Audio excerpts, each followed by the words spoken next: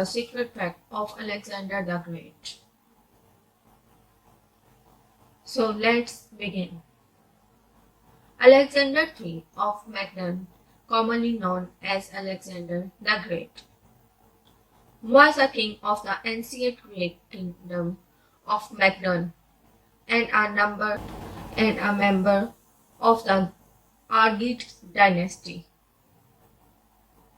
He was born in Pella in 356 BC and succeeded his father Philip II to the throne at the age of 20. Some historians say Alexander died of malaria or other natural disease. Others believe he was poisoned.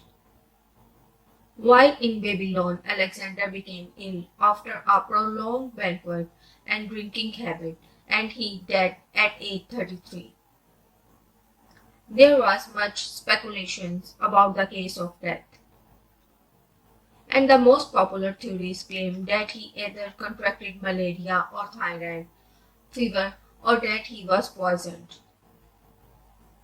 Bury my body, do not build any monument. Keep my hand outside so that the world knows the person who won the world had nothing in his hand when dying. Last words of Alexander the Great.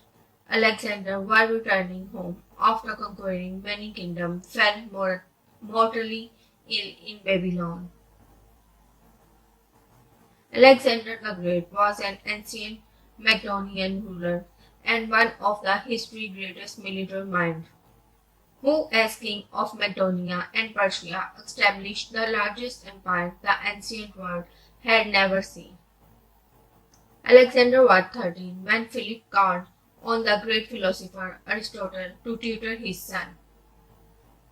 Aristotle sparked and fostered Alexander's interest in literature, science, medicine, and philosophy. Alexander was just 16 when Philip went off to battle and left his son in charge of Macedonia. Alexander put his vigor and bravery on display, and his cavalry decimated the sacred band of Thebes. In 336 BC, Alexander's father, Philip, was assassinated by his bodyguard, Pausanias.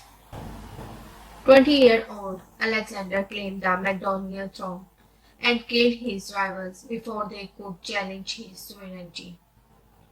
After conquering Egypt, Alexander faced Darius and his massive troops at Gaugamela in October 331 BC. Following fierce fighting and heavy losses on both sides, Darius fled and was assassinated by his own troops.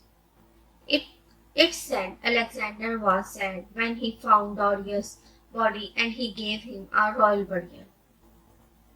To gain credibility with the Persians, Alexander took on many Persian customs. He began dressing like a Persian and adopted the practice of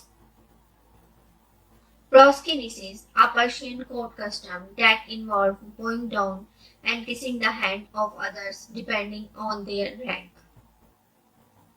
In 327 BC, Alexander marched on Punjab, India. Some tribes surrendered peacefully, others did not.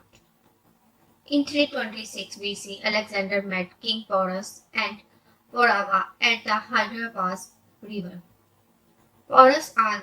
Porus' army was less experienced than Alexander, but they had a secret weapon, elephant.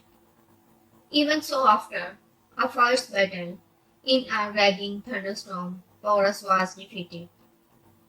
Alexander wanted to press on and attempt to conquer all the India, but his war-weary soldier refused, and his officer convinced him to return to Persia.